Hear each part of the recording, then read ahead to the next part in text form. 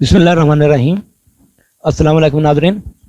नाज़रीन, इस video clip में आपको ये बताया जाता है कि प्याज की बेहतर पैदावार के लिए ज़्यादा ज़रूरी बातें कौन सी हैं। मैं 2-3 ज़रूरी हिदायत इसमें अर्ज़ करता हूँ। तो प्याज जो दिसंबर जनवरी काश्ता है ना, जो दिसंबर जनवरी में जो मुंतकल किया गया, ख़ासतौर पर देसी नस्लपुरी या फुलकारा या स्वातवानी है, इस हवाले से मालूमात दी जाती हैं। प्याज की ग्रोथ वैसे ही कुदरती तौर पर स्लो होती है, ये जड़ी बूटियों का मुकाबला नहीं कर सकता। तो जड़ी बूटियों जो है ना, इसको काफ़ी ज़्यादा नुकसान पहुंचा देते हैं। किसी भी मरहले के ऊपर नज़रअंदाज हो जाए ना तो ऊपर चढ़ जाती हैं और प्याज जो है ना, प्याज नहीं बनता फिर। तो उसका मैंने एक नया आइडिया देता हूँ कि जो ऑक्सीफ्लोरोफेन है ना, ये हदफ या ऑक्सीफेन, ये ऑक्सीजन के नाम से भी है, 4B की प्रोडक्ट। तो ऑक्सीफ्लोरोफेन जो है ना, 100-120 मिलीलीटर फी एकड़ सा ये 2 से 3 मरतबा स्प्रे कर दें।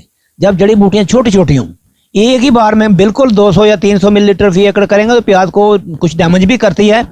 जड़ी बूटियाँ बड़ी नहीं होने देनी। अभी छोटी हूँ, मेरे बहुत से काश्तकार इस तरह के हैं, वो गोडी नहीं करते। वो जब जड़ी बूटियाँ उगना शुरू होती हैं, ये 100 मिलीलीटर की डोज के ऊपर, 80 मिलीलीटर के ऊपर ये स्प्रे कर देते हैं। तो ये याद रखें कि कम डोज के ऊपर करेंगे तो प्याज के ऊपर कोई स्ट्रेस नहीं आता और बेशतर जड़ी बूटियों से निजात मिली रहती है। बड़ी नहीं होने देनी, 2 से 3 मरतबा कर सकते हैं। दूसरी हम बात यह है कि 60 दिन पे जब हो जाएं, 2 महीने के प्याज के ऊपर जो है ना, सल्फर का इस्तेमाल बहुत ज़रूरी है। सल्फर आपको पता है कि प्याज की कड़तन जो है सल्फर की वजह से होती है। सल्फर के बगैर जो है ना, प्याज की म्यारी और भरपूर पैदावार दस्तयाब नहीं होती।